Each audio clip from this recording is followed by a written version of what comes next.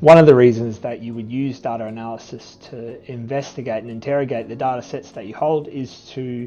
gain actionable insights, to be able to do a trend analysis to see how everything is going in the business. This could be in an operational sense, to be able to identify gaps perhaps in processes or places that need a process. It could be in financial information, to be able to identify within your customer base those that perhaps are not performing well, which ones are your good customers, where to give the love. And really this,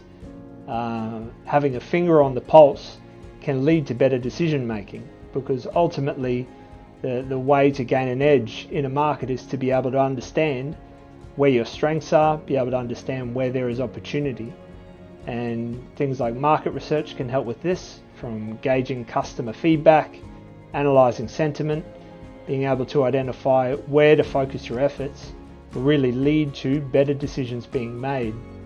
Also, when decisions have been made, being able to track the success of these changes, being able to see that they equal a better outcome financially or better efficiency within the business.